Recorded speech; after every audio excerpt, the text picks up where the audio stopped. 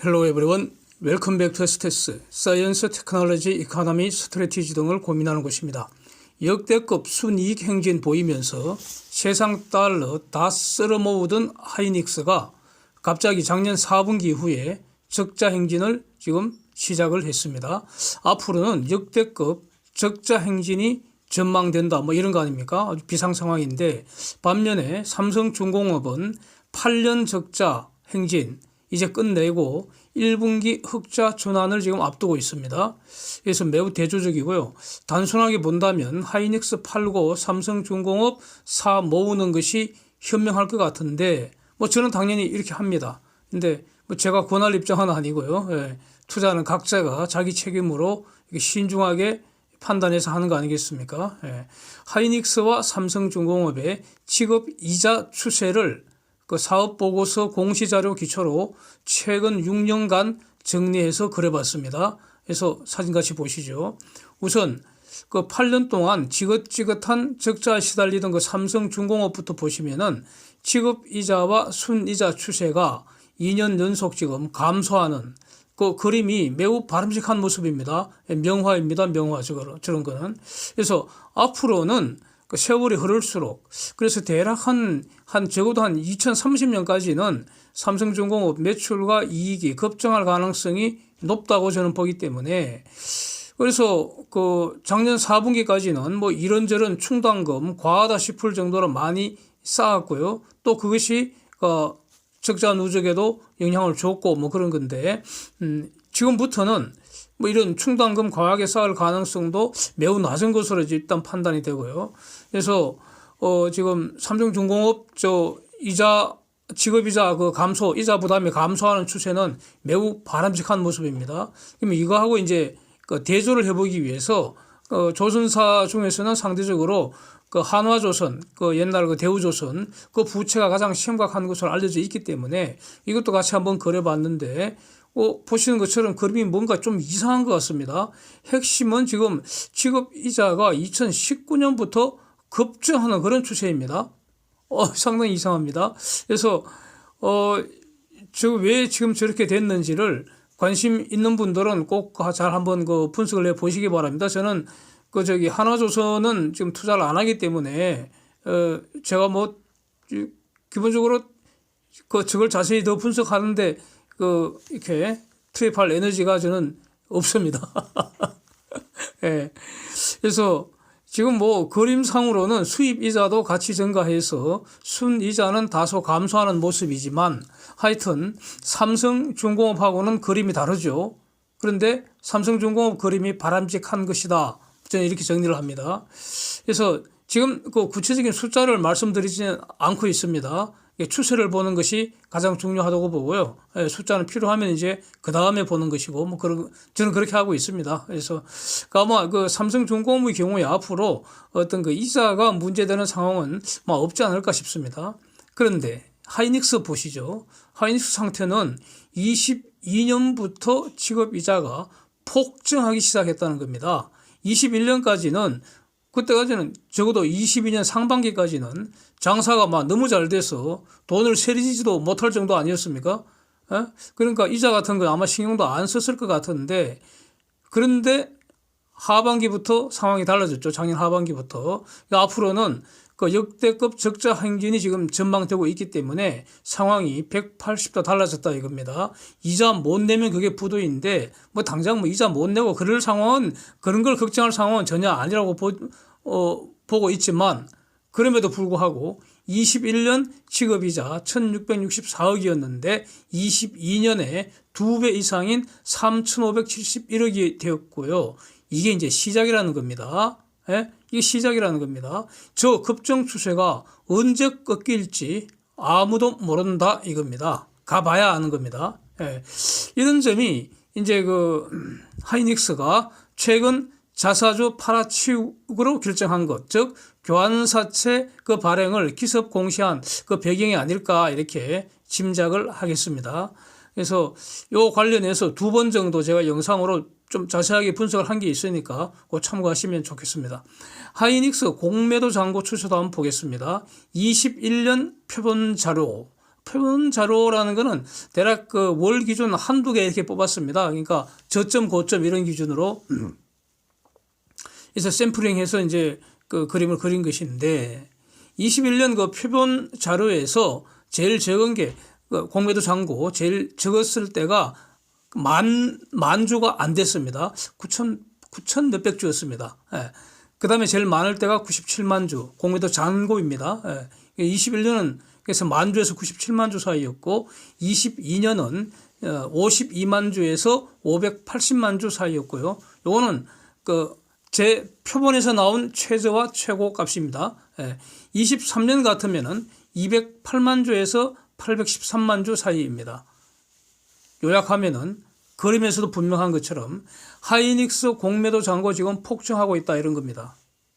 현재 하이닉스 발행 주식 수는 7억 2,800만 주 정도 되고요. 외국인이 오늘 기준입니다. 전부 다. 그래서 3억 6,037만 주 지금 갖고 있어서 49.5% 지분율입니다. 그러니까 저 현재 공매도 잔고는 21년 표본 고점에 대략 한 10배 수준 아닙니까? 그렇죠? 예. 그렇다면은 지금 그 공매도가 2년 전보다 대략 한 10배 수준으로 늘었다는 것은 앞으로 전망을 부정적으로 보는 투자자들이 그렇게 많이 늘었다 이런 거 아니겠습니까? 바로 그런 뜻입니다. 그래서 그렇다면은 향후 2년 내에도 지금 공매도 잔고의 10배 정도 증가할 수도 있지 않겠나. 그렇게 되면은 공매도 잔고 대략 1억 주에 육박할 수도 있다 이런 거 아닙니까? 그래서 공매도 잔고 1억 주 그러면 어마어마하게 많은 것 같지만 자세히 살펴보면 저 많은 거 아닙니다. 발행 주식 수에 대한 공매도 잔고 비율은 14%도 안 된다는 겁니다. 1억 주 해봤자. 그러니까 그건 놀랄 일이 아니라는 겁니다. 충분히 가능한 숫자라고 저는 생각합니다. 하이닉스가 향후에 계속 영업실적 나쁠 것으로 전망된다면 앞으로 공매도 계속 증가하는 것이 당연합니다. 흥하는 회사는 롱 포지션 주식을 사야 하고요. 망하는 회사는 숏 포지션 공매도 해야 하는 겁니다. 이것이 투자의 정석입니다. 이 경우에 외국인 지분율 20% 이하로 내려갈 수도 있지 않겠나 싶습니다. 그렇고 지금 이전에도 몇 번 말씀드렸는데 이게 추세이기 때문에 다시 한번 확인을 하겠습니다. 오늘 기준으로. 그래서 오늘 종가 기준입니다. 3월 이후 현재까지 외국인은 그림처럼 지속적으로 지금 하이닉스 팔아서 삼성전자 사 모으고 있습니다. 기관은 삼성전자 팔아서 하이닉스 사 모으는 중입니다. 저는 하이닉스 팔아서 삼성전자 사는 게 맞다고 봅니다. 반도체를 하겠다면은 지금은 하이닉스가 아니고 삼성전자를 사야 한다고 봅니다. 반도체주를 사겠다면은 지금은 그게 맞습니다. 그래서 제가 늘 자주 쓰는 말이 있잖아요. 등신기관이라고. 이런 내용 분석도 이전에 여러 영상에서 한번 자세히 분석을 많이 했기 때문에 오늘은 생략을 하고요. 또 지분율, 외국인 지분율 이런 거는 주 단위로 제가 추세를 지금 정리를 하고 있기 때문에 이번 주 주말경에 변동사항, 이번 주에 그 변동사항을 주말경에 분석해서 다시 올리려고 이렇게 생각하고 있습니다. 그래서 저는 장기적으로 하이닉스 부정적으로 지금 전망하고 있습니다. 그래서 팔아치워야 한다 그런 입장입니다. 공매도 앞으로 계속 증가할 것으로 저는 이렇게 보고 있습니다. 그래서 지금 이 시간에 이렇게 보는 근거를 네 가지로 다시 한번 정리를 해봤습니다. 1번, 세계 반도체 시장 매출 감소. 이거 최신 자료가 2월까지인데 이것도 이전에 봤는 건데 다시 한번 보시면 그림과 같은데 매월 100억 불 이상 지금 시장이 줄어들고 있다. 1년에 한 1200억 불 이상 시장이 줄어들고 있습니다. 반도체 매출 감소하고 있다. 이건데 이게 아직까지는 정가세입니다. 정가세. 줄어드는 게 가속되고 있다 이런 뜻입니다. 지금은 달이 갈수록 점점 더 많이 줄어들고 있다 이런 뜻입니다. 2월 현재까지. 그래서 저게 일단 순서는 이 줄어드는 게 멈추고요. 그 다음에 횡보를 하다가 증가하는 모습이 확인돼야 하잖아요. 그런데 그 시기가 언제인지 지금으로서는 알 수 없습니다. 이거 뭐 3분기 회복설 또는 뭐 어떤 분은 또 갑자기 요즘은 또 내년 상반기 회복된다. 내년 상반기라면 아직 1년 이상 남았는데 예.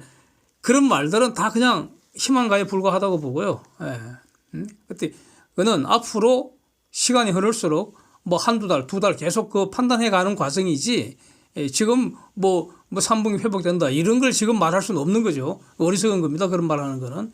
두 번째 근거, 한국의 3월과 4월 반도체 수출 데이터 그림으로 그린 거 보겠습니다. 3월 데이터는 오늘 발표 났나요?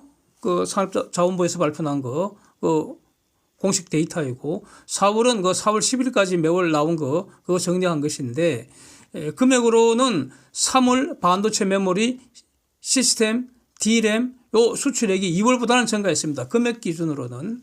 예. 그러니까 그런데 전년비 그 어떤 그 증감률을 본다면은 그 감소율이 감소하는 정도가 여전히 심각합니다. 그리고 기본적으로 감소 추세 중에 있다 이런 겁니다. 두 가지 그림 보시면 이 의미를 알 수 있습니다. 그런데 지금 하이닉스가 매우 정말 그 결과론적으로 이렇게 나와 있는데, 그러니까 중공에 몰빵 투자한 거 완전히 우둔하다, 멍청한 투자로 보이는데 그 중공 관련 수출 데이터는 전혀 개선 그 여지가 지금 없습니다. 세 번째 근거.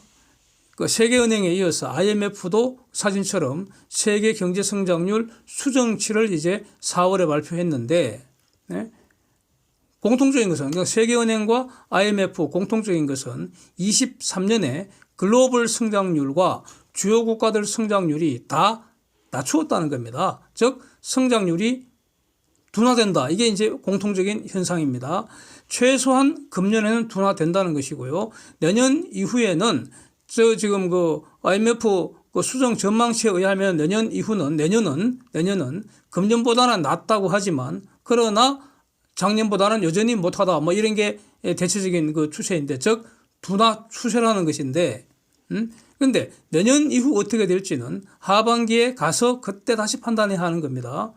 그래서 근데 이제 여기서 둘 다 세계은행과 IMF 둘 다 중공에 대해서 많은 성장률이 회복되는 것으로 이렇게 전망을 하고 있는데 이거는 저는 매우 의문입니다.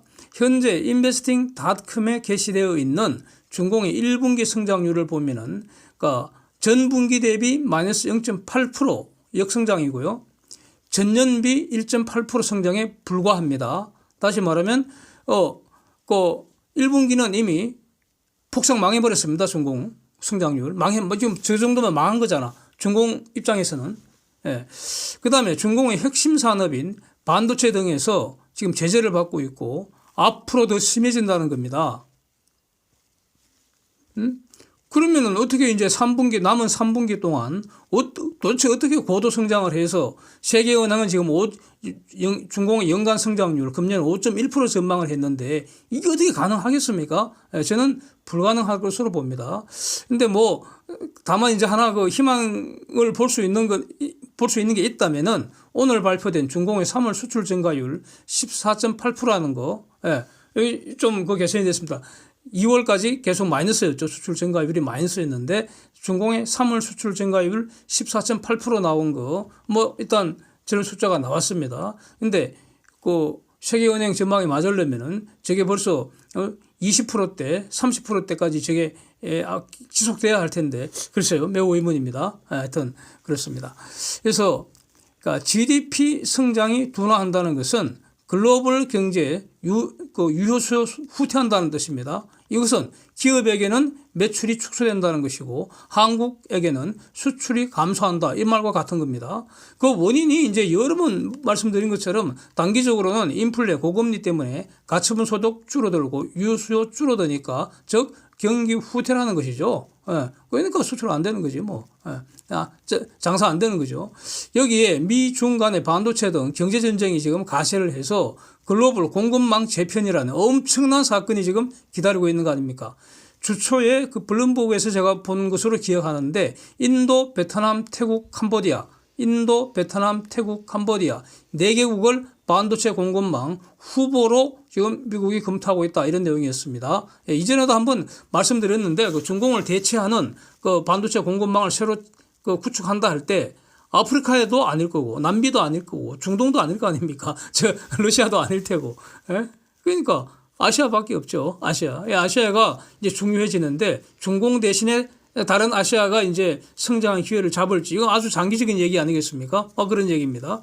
그래서 뭐 제 입장은 반도체 전쟁은 무제한, 무기한, 무조건 진행되기 때문에 적어도 한 10년은 지속될 것 같다 이겁니다. 완전히 세계 경제 판도가 확 달라지는 거라는 겁니다. 이 과정에서 중공에 몰빵 투자한 하이닉스가 단기적으로는 가장 큰 손실을 각오해야 한다 이겁니다. 이런 겁니다. 그래서 삼성전자처럼 돈이 많으면 중공 투자한 거고 포기하고 다른 곳에 투자를 하면 되는데 하이닉스는 지금 앞으로는 돈에 쪼달리게 된다 이런 뜻입니다. 와, 그래서 제가 처음 시작할 때 하이닉스의 지급이자 추세를 한번 살펴봤던 겁니다. 네 번째 근거는 세계적 저성장 시대라는 겁니다. 이것도 지금 뭐 세계은행이나 IMF 등에서 다 얘기하는 거 아닙니까? 공통적으로 얘기하는데 저는 이 세계적 저성장 시대의 원인을 글로벌 인구 감소라고 저는 본다는 겁니다. 요거와 관련해서는 이전에 관련된 영상을 많이 올렸기 때문에 요거 참고해 주시면 좋겠습니다. Thanks for watching. See you next time.